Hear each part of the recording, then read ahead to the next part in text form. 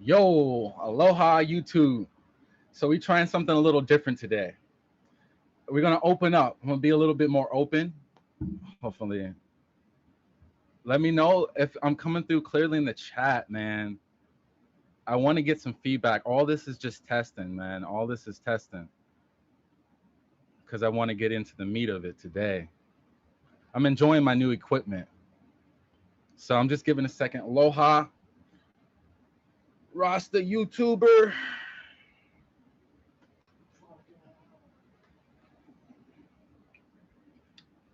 All right. We're gonna switch it up from the crypto game today. I'm just gonna decide to show my other side today. But I need to know if people are coming in through in the chat. YouTube. All right. So let me know if you're coming in through the chat. Let me know. And so this is not gonna be about crypto game, ironically. And I was like, maybe I should start a new channel for this. But whatever. All right. So I took some bomb ass LSD. I don't even know if I'm allowed. Yeah, I can say it. I mean, for therapeutical therapeutical purposes. Yeah, I'm gonna put that in the description so YouTube doesn't fucking flag me. But I'm not here to promote any use of illegal drugs whatsoever. But I gotta share a little bit more about me with you guys since you guys decide to fucking subscribe to me. Yo, what's up, Chris? So this is not gonna be the money roots. I'm gonna drop that whole persona for now, and we're just gonna just talk about other things about about other things going on. Let me read the comments. Hold on a second. Okay.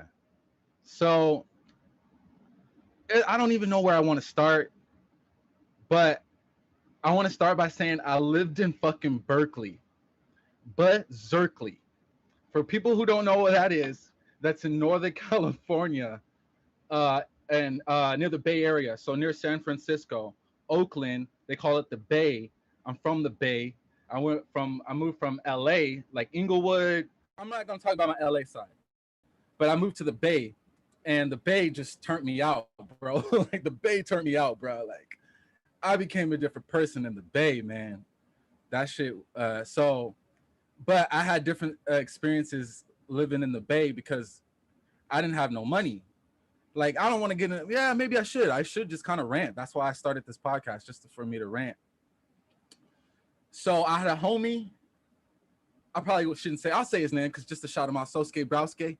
I had a homie back in high school. He graduated.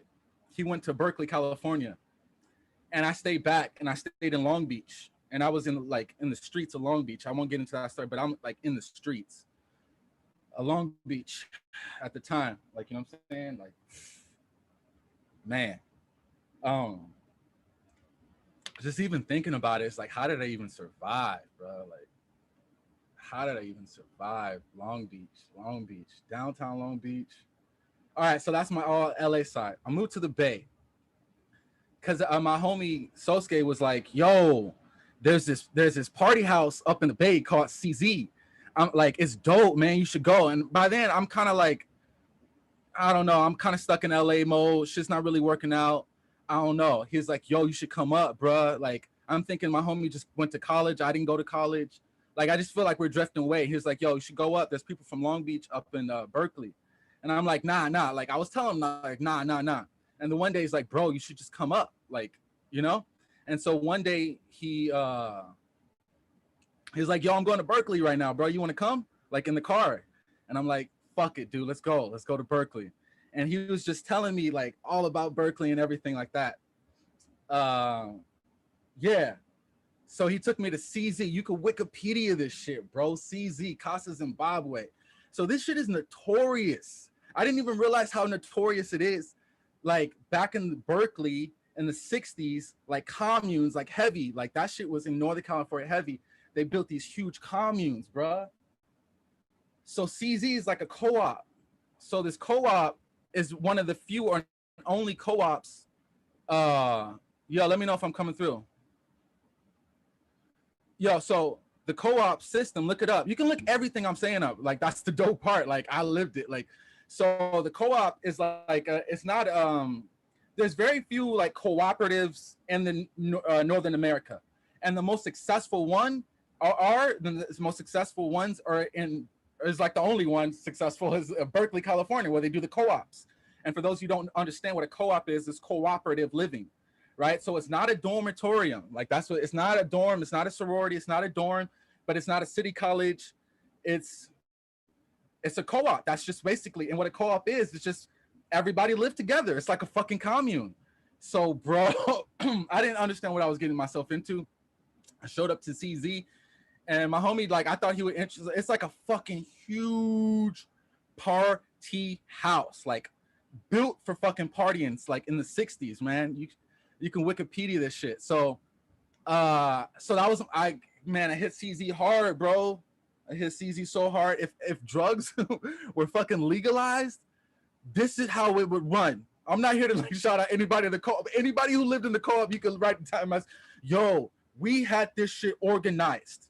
You're talking about like you had to go through Gates, who's your host. Like, we had this shit. And once we had the security all set up, and there's different co-ops too, bro. Oh man, I'm telling you, like, you could easily like buy and sell anything in the house. No problem, no stress free. Like, even the managers are the ones who's fucking, so like everybody had this Berkeley persona that, like, you know what I'm saying, prestigious and everything, but behind the scenes is like, dude, we fucking party, LSD, fucking mushrooms, like everything that existed, like, was in the house at all times. Like, and so it was a trip because it was like 120 people living in the house. All right, so I'm just ranting. It's like 120 people living in a house. So, and then that wasn't even the biggest one. The biggest one was Clone. You can all look all this shit up in Berkeley. Clone was like 160 people. Like, it was like an old hotel. They just shut down and just said co-op, right? So like literally you can get lost in Clone. Like, you get lost in the doorways, and all the doorways are murals. I got to show you pictures. Murals, everything, just murals. Like, every single door, every single thing was a mural since like the fucking 60s, bro. Like, you're looking at like, and like, you're like, what the fuck? Like, I'm living in like history, and now it's like been modernized in like a university, bro. And I'm telling you, but when you came to CZ, and it was an international place, so French students, China students, like, dude, like CZ was fucking party time, like, and we all looked out for each other. So that's how co-ops work, is that you have to be cooperative in order to stay in the co-op. You do something uncooperative, that's a fucking sin. Like, literally, that's a fucking sin. You do not do anything uncooperative. And it's fucking, everybody's drunk and shit. And like, so yeah, people do uncooperative shit. What I mean by uncooperative, I mean like, yo, you're just getting drunk and throwing beer bottles in the courtyard and not even like fucking just walking away. Like, that's completely uncooperative. That's dangerous to other people who walk around barefoot. That's fucking, it's unco, and you can either get fined or kicked out for doing uncooperative shit. So you are socially geared towards always being cooperative because it's a co-op, and co-ops, it was cheaper rates, right? But it was boys and girls live together, so it wasn't like boys and girls bathrooms, nothing. It was like fucking, you're gonna see people fucking naked, and these people love to fucking party, and who cares? Who are you to judge anybody? It's Bay Area, like Bay Area, Berkeley's like prestigious. These kids have money, man. These kids have, and I'm straight from like the streets, bro. You know what I'm saying? These kids have money. So it was a trip for me to see how all this went down. But I fell in, I got cool with CZ. I'm not trying to like go super deep into CZ, but we call it Casa Zimbabwe. You can Wikipedia, you can look all this shit up. This shit is like fucking notorious. World, like notorious. It's Casa Zimbabwe. Cause these kids just created, and these kids are fucking geniuses, dude. Absolute geniuses. Like for once you got to saw, like, if you had an unlimited supply of money, because all these kids were rich fucking parents, or just rich, right, through their fucking kids, and then like no rules, there wasn't any adults managed. It was a bunch of 20-year-olds managing 20-year-olds, bro. Dude, like, but you had to keep up like the prestigious aspect of it in order for the legal, you know. So you had good people looking out for you, but at the same time, there was the biggest dealers in the fucking house, right? The biggest dealers in the house. And if you wanted to be in the house, and like, there's so many ways to be in the house. It's called unofficial and official. There's a bunch of shit. But basically, if you didn't go to the university and you wanted to stay in the house, you had to either be fucking someone in the house, or you had to be selling some fucking bomb ass drugs. Like if you sold bomb ass drugs, like, and for a good deal, nobody would say anything about you being in the house. Everybody would just turn a blind eye. And so that's how the shit kept going. Like, and then you'd have people, it was like CZ, I don't mean to like snitch on CZ, I'm sure it's changed a lot, but it was like the hub spot. This is where literally people drop off weight at the co-op, pick up weight, like, and you wouldn't even know it, man. Like, you wouldn't even know it unless, because all the rooms were on different floors, and each floor had different, like, dude, so it was insane. Like, you literally got to see, like, if shit were legalized, like, that's what I was living in. Like, knock on 26, knock on 302, and there's different sides of the house too. So you know, nah, I don't feel like going on that side of the house today. I don't feel like dealing with those side of the people. And it's not even those side. It's like your floor. So I mean, like, I'm telling you, like, shit is like, there's a like ecosystem, like a drug ecosystem within the house, right? You can't start charging rates like too high for anybody in the house. Anybody outside the house, that's where you make the bread from. Like, bruh, I'm telling you, these white kids knew how to hustle, bruh. Like, you know what I'm saying? I learned the game. Man. And that's where I got into, I took LSD back when I was in Long Beach. But it wasn't until CZ where it was just like fucking culture, like culture, you know? CZ was fucking party house, man. I guess I just want to rant about CZ for now, because they had a fucking common room. They had a common room, and the common room is like this big ass fucking common area for like the house is like 120, 300, like, so it's a big room. And then they had a stereo, right? And the co-op had a lot of different rules, and just don't be uncooperative and all that stuff. But the main fucking rule of the house was you cannot change the song until the song finishes. I'm dead fucking serious. That was like the bloodthirsty fucking rule. You can't change the fucking song until it finishes. And that was true democracy. So everybody, because it was a fucking bunch of people, everybody's got different tastes, everybody's got different moods. So, but if you wanted the control, if you wanted to DJ, you had one song, and nobody in the whole co-op can change that song until it's done. And so you had to wait your turn in line. And this is social contracts. This is not like, no, it's like, if you stop somebody's song, like, you know what I'm saying, it's a sin. It's like they're literally like can flip out on you, and no one's gonna like care because you stopped their fucking song, right? So you respected everybody's song. If you don't, you had to wait in line to play your song, right? Like, that's just what it was. Like, so that's how like the house kept its peace. You know what I'm saying? Is that everybody got a chance to play their music, like, even, you know. So that was really kept it the core part of it. And I can get into how the whole worked together, but fucking Berkeley, California, Berkeley, and I'm shouting out this for all the people who live where I live. People's Park, Berkeley, North California, you know what I'm saying? Like Humboldt, Arcata, like just that whole fucking area, Grass Valley, just that whole, like, if you're from LA, if you never left the city, if you don't understand what, like, there's a whole different vibe going on in Northern California, bro. Like, and the Bay is like the city version, but Humboldt and the Northern California, it's dope, man. You should, if anything, move there, man, because they got some of the chillest fucking people. Everybody's growing weed. It's just like, I never saw like so many like towns like all dependent on marijuana.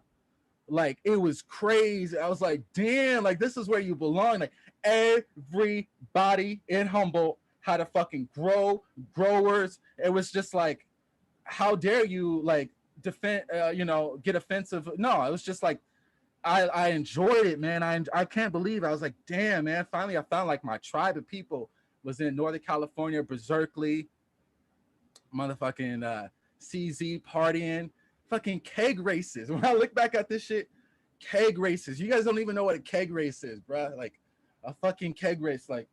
So the house baller. I mean, we'd have social budgets. We have fucking thousands and thousands, like $5,000 to spend on a dinner, right? Man, we blow it up, bro. Like we'd buy champagne, we'd buy the highest shit, like, and it was part of the budget too. It was actually part of the budget. Like that's the cool thing. So it's like you were meant to, like, everybody got their own bottle of fucking champagne. Like it wasn't like, so that's how we did it. Like it was called special dinners, special parties, special breakfasts, like any excuse to get hella fucking wasted. Like we found it, bro. There was like room to room, because we had to stay within like the legal guidelines, right? In order for this shit to function. Like, but parents don't even know what they're getting themselves into or where they're sending their kids off to. Like most think, oh, Berkeley, prestigious. And we all knew this. Everybody in Berkeley knows that, like, there's the persona of which you think you're sending your kids to, but which you actually show up to the reality of what your kid's been living in. And some parents freak the fuck out. Like, you've been living in a fucking insane sex orgy, like party house, like going to college. This is what I've been paying for. Some parents freak the fuck out, dude. And other parents are like, what the fuck, you live here? Like, dude, and some of the parents are so jealous, like, damn, you live in a fucking party house. Like, wow, like it blows. Every time people come to CZ, they're like, what the fuck did I just get myself into? And they can't believe it. And we do it on purpose. Like, we would try to scare people off on purpose. Because if you got scared on the first day of coming to CZ, then you didn't belong there. That's how CZ treated you. It's like, if you got offended or if you didn't, like, fuck you, get out. But if you could put up with the nonsense, like literally, like just over the top nonsense, then you like, all right, you're cool, and we just chill out the nonsense. But we literally just act fucking weird and do shit to try to freak people away who are just too bitchy and richy and, like. And so some kids, some parents are like, no, I'm taking you out of this fucking place, move. Other parents are like, dude, I'm so jealous you live there.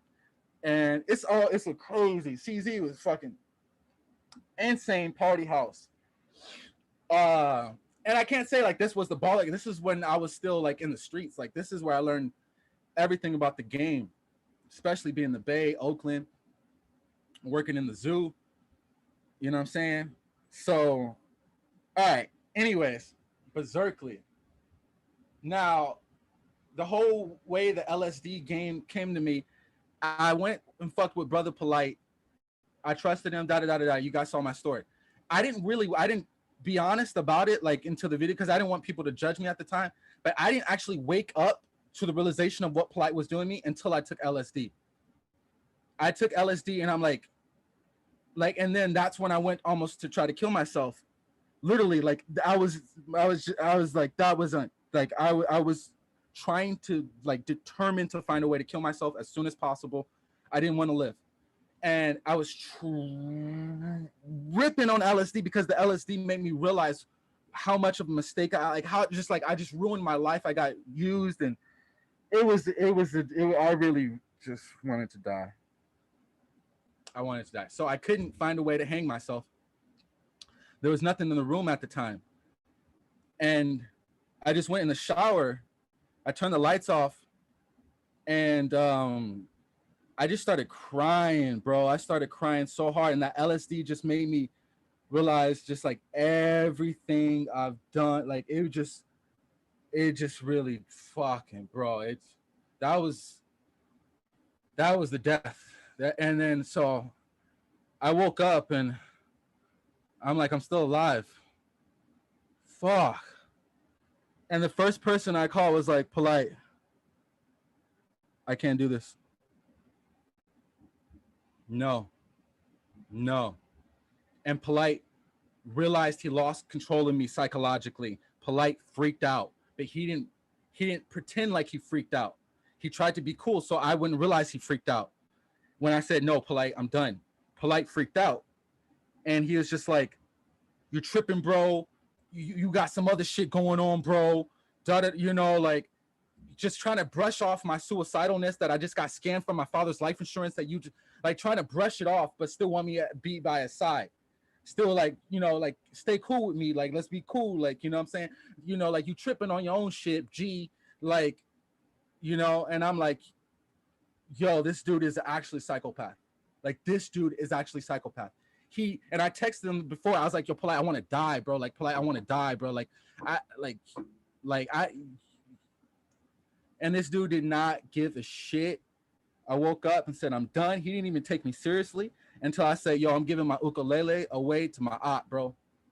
That's when Polite took me seriously. Like, and he was just like, whoa. And then Polite, I switched up his whole game plan. I'll tell you more about that later. But that's when I woke up and Polite realized he didn't have the holding me psychologically anymore. Yeah, from the LSD, man. I wouldn't have woke up from Polite's spell, man. He got a spell, bro. He's got a spell on you. And I wouldn't have woke up. I would have just died. And come to find out, like, I'm not like trying to like really push some other shit. Like, I'm not trying to like get banned. Somebody sent me a text on IG. I didn't include this into the videos because I didn't want to like just try to like seem like I'm trying to get extra attention. Somebody told me that one of their brother was a mentee, a brother Polite, and got stabbed 50 times to death. 50 times. And well, yeah, because Polite framed him about stealing something from somebody's house, right? Like a rich person's house in Beverly Hills or whatever. And ended up basically got the dude stabbed to death. So Polite would kind of get him off because he took his money from a mentee. So this is what Polite does. And I didn't realize, like, I didn't even want to believe him. I didn't know when somebody was just telling me this shit, like, yo, Polite, like, for real, like, he's got a game plan for you, and that's to get rid of you, like, for real. And people are telling me, yo, bro, my brother got stabbed to death from being Polite's mentee, like, bro, like, and I just didn't even want the reality to hit to me too hard. Like, fuck, like, this is what he does. He takes you out and he steals your money, and he takes you out in the background. And he tries to, they just trying to, success and money. Bruh is one of the most ruthless fucking people out there. From everything I've heard, from everybody knows this Polite, like he offs you, bro. Like, once he's got, that's why I had to leave the country. A lot of people don't understand. Like, not only was it the money exchange rate, and I was fucking only had my last $3,000. He stole everything from me. And once people sending me, yo, Polite, like, people like, yo, Polite, that's what he does. He gets rid of people. And I'm like, yo, I got to get the fuck out of here, man. No one's going to fucking believe me. No one's going to believe me. No one is going to believe me, bro. No one's going to believe me. So, and I didn't want to include all this extra shit into, like, those videos because I didn't know, man. Like, and I come to everybody, yo, Polite stole from my grandma. I introduced my grandma to Polite, and then my grandma paid Polite like $6,000 on a credit card. But Polite, and once she found out it was a scam, Polite like argued with the credit card people and everything, and they ended up getting the case on their side, Aminette and Polite. So they got away with, and then so now they're like, my grandmother is still paying off her debt credit card from the scam Polite's been doing, and him and Aminette got the hotel room, everything for free off. I send you the emails. I don't want to be doxing people, like, that's why. But yeah, man, and then yeah, it's just it's insane what this guy does in the background. It's insane. It's absolutely insane. So yeah, I did definitely feel like my life was on the line because nobody knew about me at the time. He can easily try to wipe me out of the rug. Like you see, he tried to kept wiping me under the rug, and you know what I'm saying, he still couldn't do it because the people around him started looking like, yo, like, you know, like, what's up with your boy? Like, people were starting to trust me a little bit. They were kind of like, it was a weird, like, people were believing Polite. It was just a fucked up situation, man. Polite knew exactly what he was doing to me, you know, and I just didn't understand what was happening to me. Whew. Damn.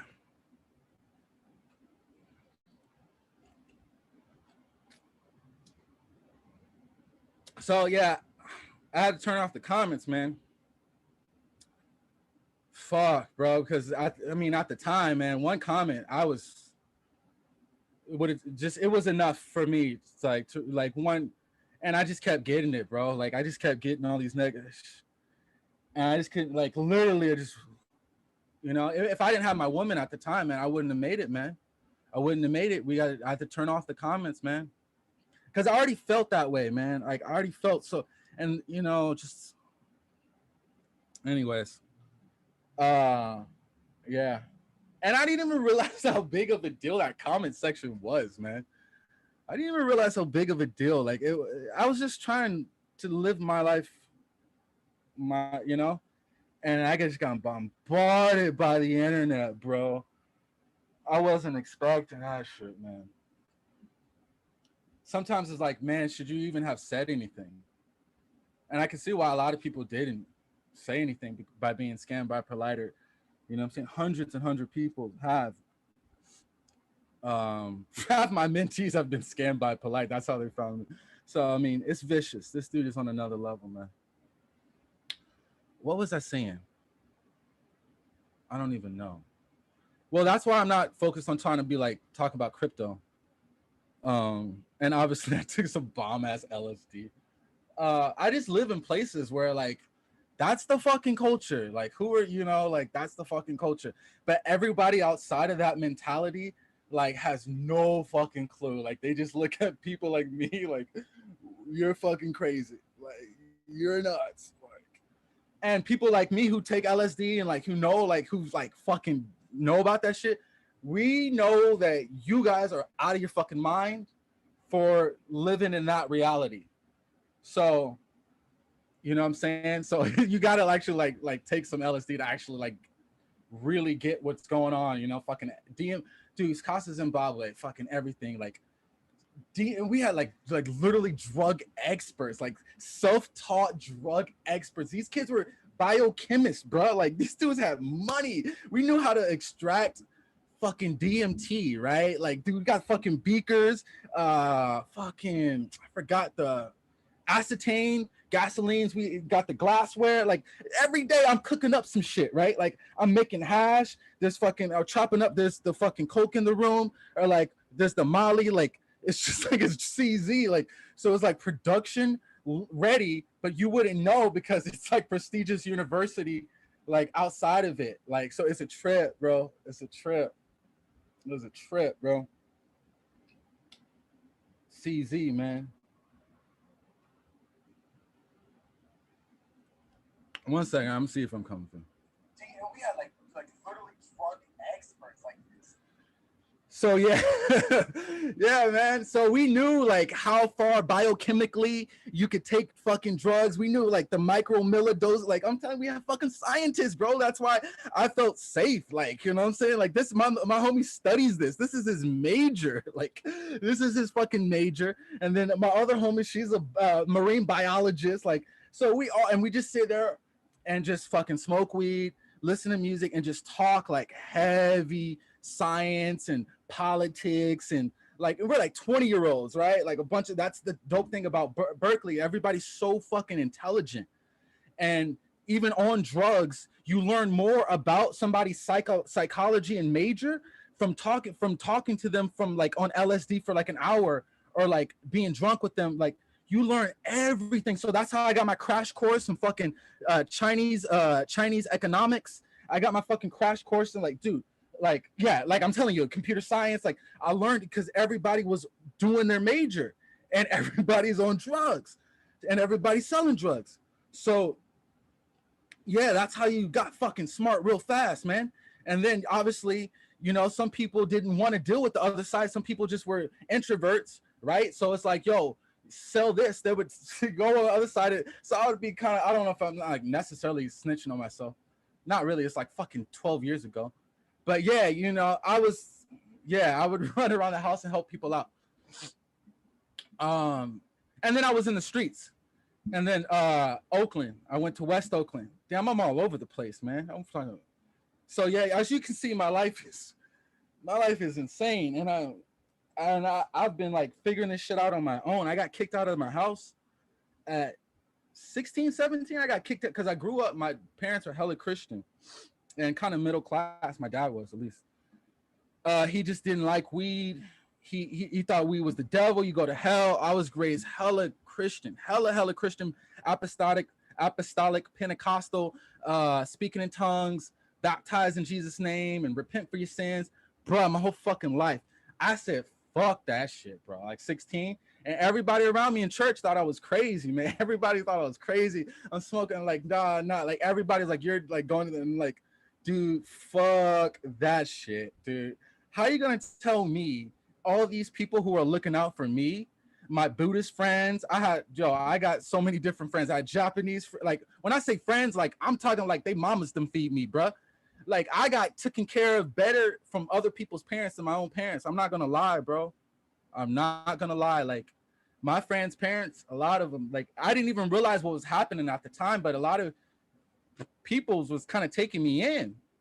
Like I had Latin families, Jewish families, Japanese, definitely Japanese families. That's like so scary. My best friends are Japanese, all of them, even my homie Charles that died. Rest in peace, Charles Tamaki. So some of my best friends are Japanese, best friends are Korean. I got my homie Mark Beasy, he was in Korea, white boy, just took Korean as a meme, and now he's working fucking corporate. So that's my nigga. Like these are all my niggas. Like then got me on the like smoking weed, fuck all that shit. We're gonna fucking live our life to the fucking fullest, day in and day out. Like fuck that shit. Fuck a job, fuck all that shit, right? And I was like, at the time, I was like Christian boy. So it was like kind of hard to convert me to that. Like I was hella like Christian boy. But all my friends' parents were like, fucking here's alcohol. Like soon as I got dropped out of church, like my dad didn't necessarily know what was going on. So I was like, yo, I'm going to my friend's house, fucking booze. I just got out like fucking communion or like some church shit, right? New Year's Eve. Dude, go to fucking literally they pick me up from church. We go to the hotel room. Bitches is dancing. Like, yo, like, what's up? We glad you got out of church, bro. And I'm like, dog, like, yo, come over here. Like, so, like, yeah, by that time, I was just like, fuck church, man. Like, you know what I'm saying? Like, I'm trying to party, bro. Like, you know what I'm saying? And you're like, yo, I can't believe people pay this guy to listen to him, like to talk. Yeah, I can't believe it too. Honestly, I can't believe people pay me, like even pay any attention to me. First of all, I really can't. Like it blows. That's why I'm on LSD. That's why I do the LSD, because I'm like sitting here tripping out. Like, yo, I got a fucking audience, dude. I got a fucking audience, bro. So I'm not reading all your comments, man. I'm fucking, bro. Come on, I don't give a shit. I mean, I do care, but this is an LSD podcast. It's not like this is my other side of me. Yeah. Damn, man. So it's been a trip, man. It's been a trip. And then where I'm at in Mexico, and then I'm going to Mexico, I'm like, yo, like LSD is the normal here. I mean, and I'm like, what the fuck? Because I'm trying to live in Mexico. My brain is trying to adapt to so many things happening at once. From my dad dying, being homeless, getting a bunch of fucking money, 120 grand from being fucking homeless, 42 cents in my bank account, hitting up Brother Polite. I don't ever want to be broke again, going through all that shit. Brother Polite steals all my money. I'm broke again. Fuck, you should die. Like, how am I even here, man? So yeah, I made it through Mexico. Well, I didn't know any Spanish. Fuck. And in another country, no money, go to Acapulco. Oh man, like I'm telling you, bro, like I didn't know how I was gonna make it sometimes, man. Sometimes like I got stuck in Guatemala, man. I gotta shout out to one homegirl, somebody helped me out at that time. It's just a bunch of shit going on, but I got stuck in Guatemala. All the ATMs were down because they don't work on crypto and shit. I made it through a bunch of like being stranded in a fucking another country in the middle of the night. It's like a jungle. You don't understand the language. And not even that. Like that. I mean, I was like being in Hawaii, like coming from LA City, fucking boy, to like being in the jungles of Hawaii. I'm like, what the fuck? How did I get here? And I'm like, damn, man, you gotta like, I don't know, man. But I definitely got to say, man, I talked to a lot of people and I've met a lot of people, man. I used to hitchhike He's the hitchhike. That's why I learned how to hitchhike. Was in the Bay Area. My homie, I don't want to shout out his name because that was the homie, man.